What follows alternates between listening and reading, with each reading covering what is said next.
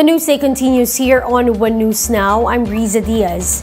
Authorities warn of possible flooding in Cagayan with the Magat Dam set to release water today. The Magat Dam management said they would release water by noon as a precautionary measure ahead of Tropical Storm Carding's landfall on Sunday. Now, this could result in flooding in some areas in Cagayan, Nueva Vizcaya, and Quirino. Meanwhile, the Justice Department will start deporting illegal POGO workers by October. DOJ spokesperson Miko Clavano told One Balita Pilipinas that the DOJ is in talks with the Chinese embassy for the deportation process. Around 200 Chinese nationals currently in DOJ custody will be sent back to China. DOJ officials recently met with Chinese embassy representatives to discuss the repatriation of overstaying POGO workers. They would love to coordinate with our government doon po sa summary deportation ng mga Chinese nationals. The first step na pinag-usapan nila ay yung pag-verify po ng identity ng mga Chinese nationals.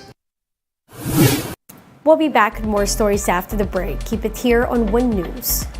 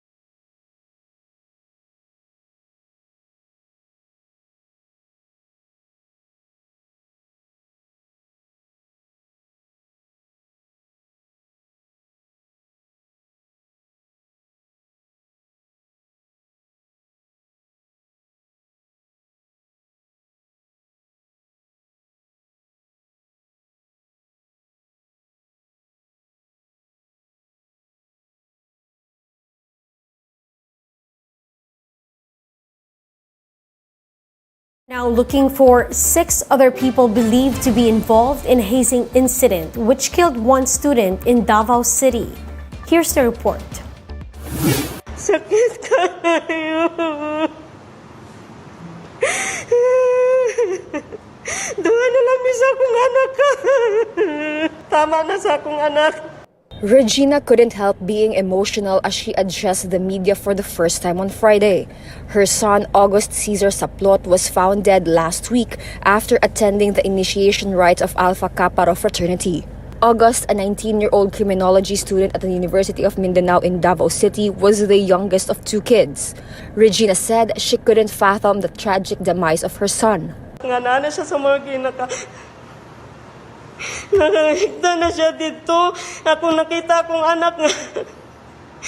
Gawas ang iyang dila, nagbula ang iyang baba. Gi-call ni survivor ang attention sa ilang mga kauban na akong anak murag naglisod daw og kanang lakaw na ba. Siguro sa kuan unsay gitubag nga nag-inarti lang sagdiin na siya kay nag-inarti lang na siya. Before this, Regina said August went out to do a project.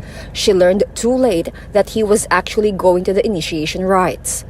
August's brother added that he would probably still be alive had he been rushed to the hospital. Actually po, gitry daw nila og revive daw akong igsuon. Katong gitry daw nila revive akong igsuon po, is nisuka pa daw siya. So pag nisuka siya, syempre pasukawon nila continue. Pagka naaguroy chances po na pagsuka niya CPR na sad. So, dapat po katong nagsuka na kumanghod or katong naglisod na jud siya pasaka or bago pa lang jud na initiation, nagpahuway sila tapos nagtawag na sila if naglisod na jud. Gingnan pa mag-arte-arte po. Kanang organization biya sila po. Dapat nga sila kanang plano or nag-start na sila og plan kung paano nila buhaton ang initiation rites nila. Authorities are still looking for 6 of the 14 people involved in the hazing incident. While the family mourns the loss of August due to hazing, Regina urges parents to try and communicate with their children as often as possible. Para ni sa mga ginikanan na unta, bantayin ninyo inyong mga anak na ang ako ang ipaabot sa inyo ha, na tama na kay August na lang tama na dili na makuan pa inyong mga anak. Inyong mga anak, kayo dyan ninyo pasagdi. May dyan ninyo inyong mga anak. Tama na ako ang anak.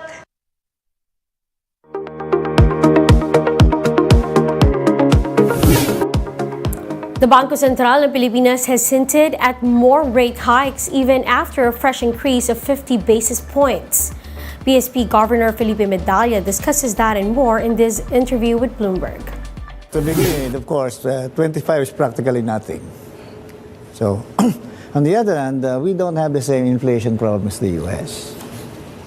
So we don't have to match them point by point.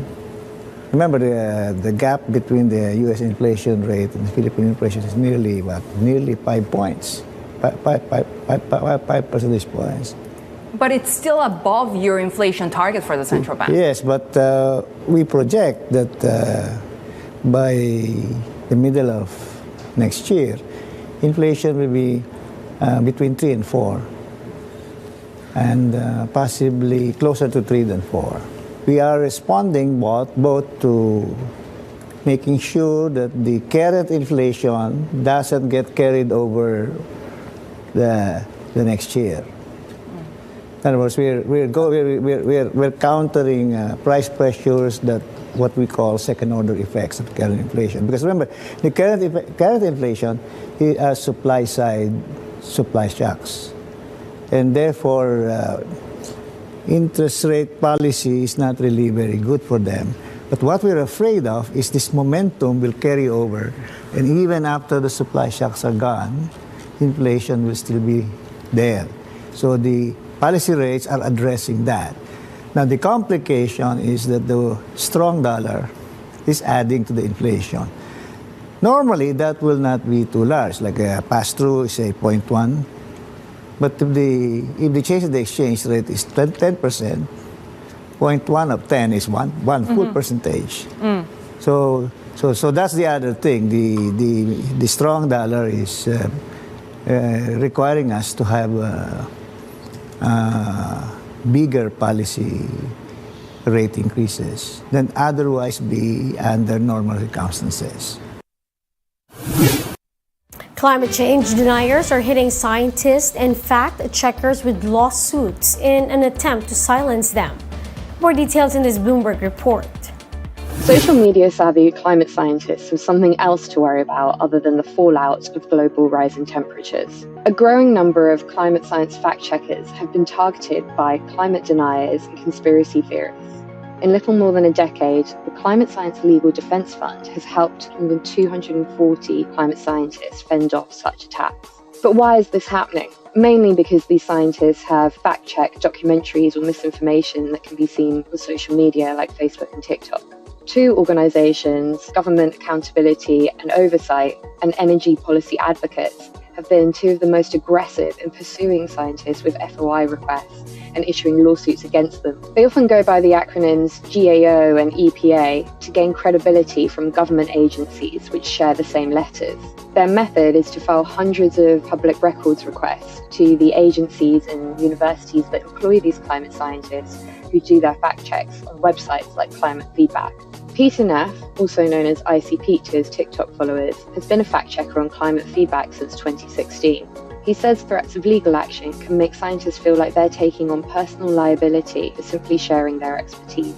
The end goal for these climate-denying groups is clear: to make it even harder to tell fact from fiction than now. And those are the top stories of the hour. Join us later at 10:15 in the morning as we continue to monitor the day's biggest stories. You can also catch One News on Signal Play app. Register for a free account now at www.signalplay.com and stream One News live anytime, anywhere. I'm Riza Diaz. We are One News.